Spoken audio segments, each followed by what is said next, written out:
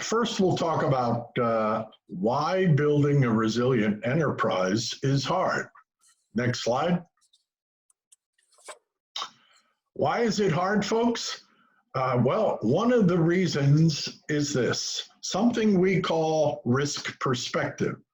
And everyone has a perspective on risk. What we've found out over the last 12 years is basically it's driven by only two drivers. The two drivers are your personal risk experience and where you sit in the organization. So a little levity here in the afternoon in terms of risk perspective. There you have it. And everyone has a perspective on risk. So we thought we'd start with the risk perspective. Next slide. And there's also another reason it's hard, and that's basically called risk appetite. And this comes from a McKinsey risk report, pretty good report if you can get your hands on it, back in 2017. They basically came up with a finding and said this: the risk profession, and there is a profession out there with certifications, .orgs, all good, pure risk, financial, insurance, that McKinsey said the risk profession has defined risk appetite as the aggregate level and types of risk a board of directors and management are willing to assume to achieve what? Strategic objectives and a business plan, consistent with what?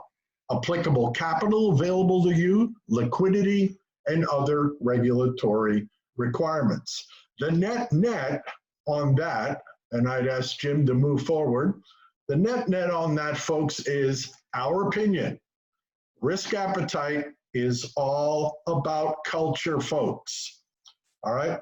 And I'll let the guru of management, Mr. Peter Drucker, give you this one.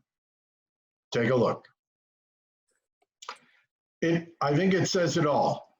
Culture eats strategy for breakfast, all right?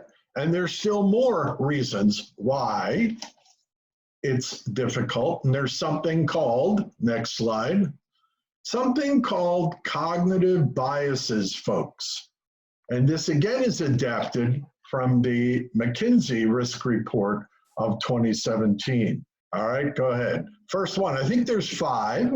The first one, folks, is, think of it this way, action-oriented biases.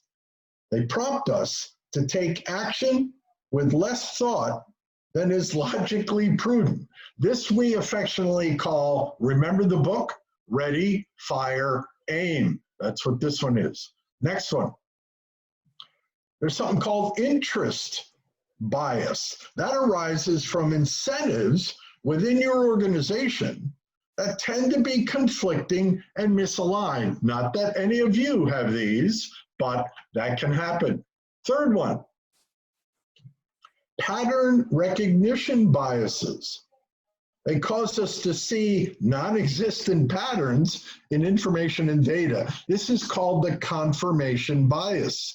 Evidence supporting one's favored belief. This is like blind in one eye and can't see out of the other because you're already convinced. Next one.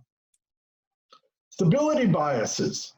Tendency towards existing inertia in uncertain environments. This is called sunk cost fallacy, which means, you may have heard this, we've gone this far, we got to finish the deal. And the last one, social biases.